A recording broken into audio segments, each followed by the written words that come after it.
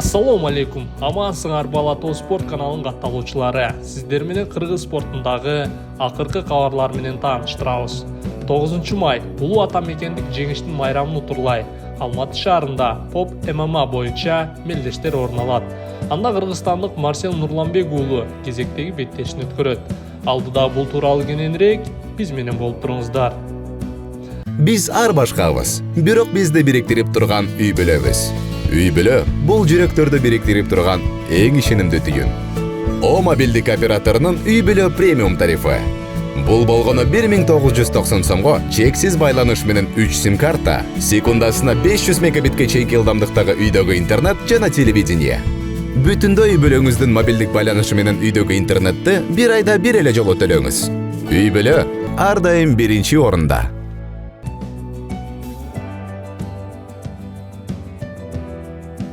Барис Файтинг Номад уюм менен биргеликте алгачкы мелдешин уюштурушууда.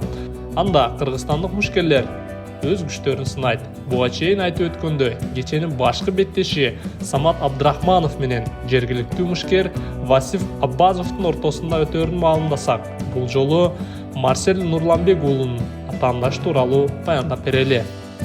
Өз рекордтук көрсөткүчүндө бир да жеңилүүсү жок келе жаткан Марсел Нурланбек уулунун учурдагы көрсөткүчү 14 жеңиш жана бир да жеңилүүсүз.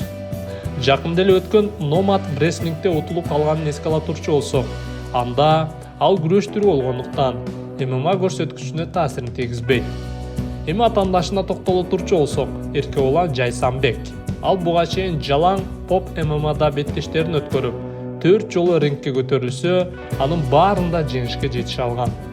Демек, эки жеңилбес мушкерлердин тиреши бирөөсүнүн рекордтук көрсөткүчүн бузууга туура келет. Деген менен бул беттеште башкы фаворит катары Марсел Нурланбек уулу көрүнүп турат десек жаңылышкан болбойбуз. Анткени атаандашына караганда бир топ тажрыйбалуу өткөргөн беттештери да профессионалдык деңгээлде болуп, анын жеңишке болгон кадамы жакын экени байкалат. Ошол эле учурда атаандашынын далысы жер жыттай элегин эске алсак, Марсел үчүн кыйын жагдай туудурушу да мүмкүн. Кандай болгон күндө да эки мушкерге тең ийгилик каалап, Марселдин жеңишин күтүп калабыз. Жана ошол эле күнү дагы бир кыргызстандык жылдызы жанган мушкерлерибиздин бири Темирлан Пирматов жергиликтүү Адилжан Сандибеков менен ринг ортосуна көтөрүлөт.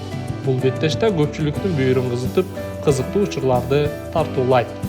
Жалпысынан 9 май кыргыз мушкерлерин биз үчүн мыкты жаңылыктар жаратат деген илгери үмүттө берүүнү жыйынтыктайбыз. Кийинки чыгарылыштан жолукканча аман туруңуздар.